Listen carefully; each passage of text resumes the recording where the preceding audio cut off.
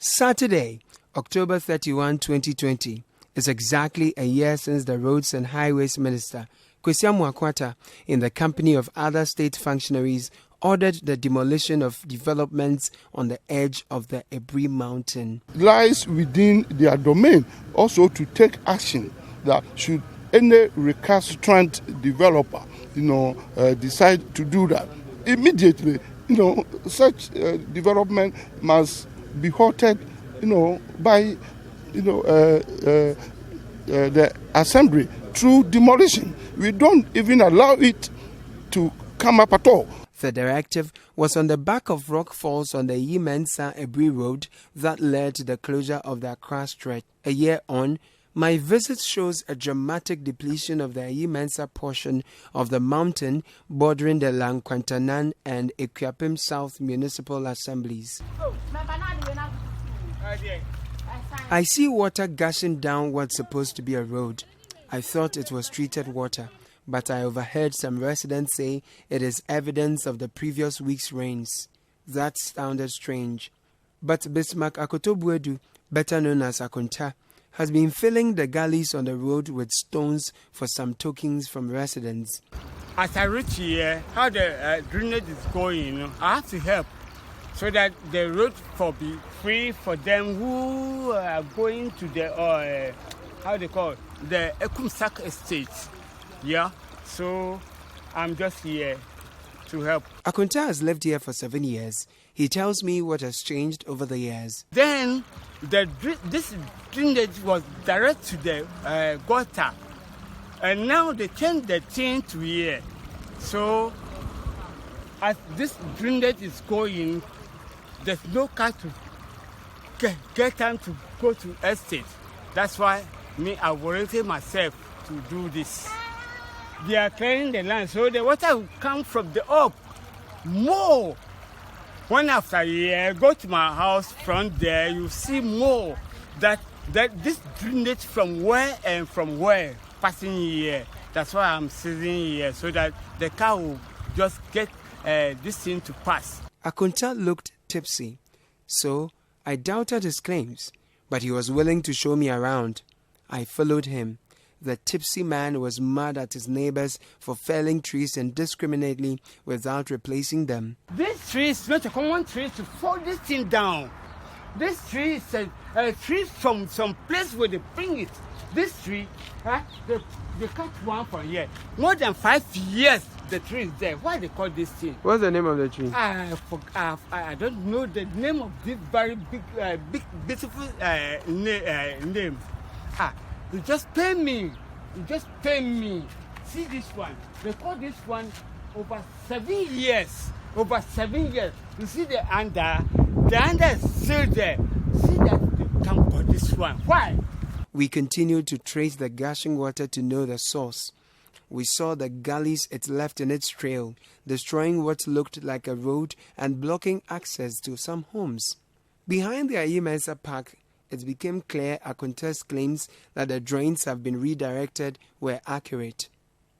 As we traced the source of the water, it came to light this wasn't a burst pipe. A culvert has been built to create access to construction sites, but no buffer is created on the banks of the stream. I traced the stream further.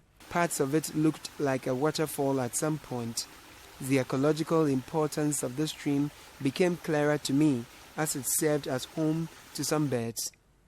After an hour and 30 minutes, we discovered the source of the water. More construction works are ongoing close to the water body. Some have the compound tiled instead of lawns that can retain water should things go out of hand. I spoke to one of the workers I met here on condition of anonymity. That one is due to the rain. Like when it rains heavily and it rains from the top, the speed that it comes with from the top down to the earth and it's hitting the walls just like that. That's what is making them fall. That's why you have to, the foundation and the concrete should be very, very firm. If you could see, it's not every wall that is breaking. Some that are not properly wall, they are breaking. But the ones that are good, they are also there. So it's cool. It is clear developments are ongoing without basic amenities like roads on the slope of the mountain, parts of which are supposed to be a reserved area. Back at ground zero, where I first met Akunta, a taxi driver washes his car with the water from the stream.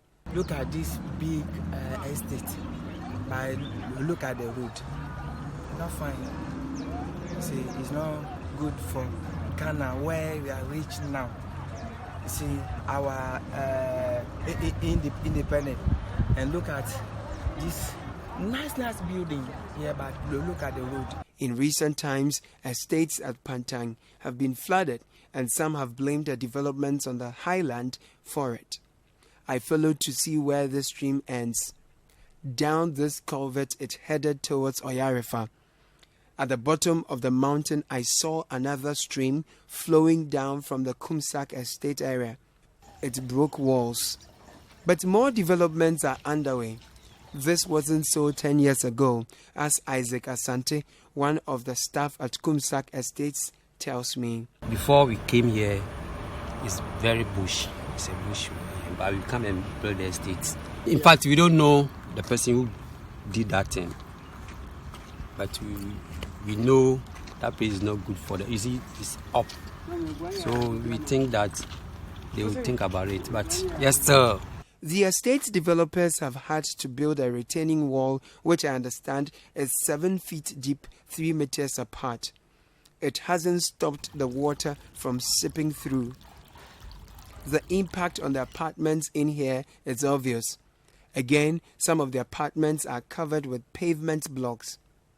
Municipal Chief Executive for the Krapim South Assembly, Frank Edu, had this response to share with Citi News. All those lands around that area belongs to private individuals. And when it comes to the clearing of the area, we as an assembly have tried our best to prevent it. However, it's become an ending tussle as some of these things are being fueled by land litigation, notwithstanding that we are trying our best as an assembly to make sure that no building permits will be issued or are issued within that enclave. We are making a lot of effort to put together a proposal to the central government so that the entire enclave will be taken over and possibly converted into a green zone. We believe that when that is done, all those development beneath the hills will be safe in the long run.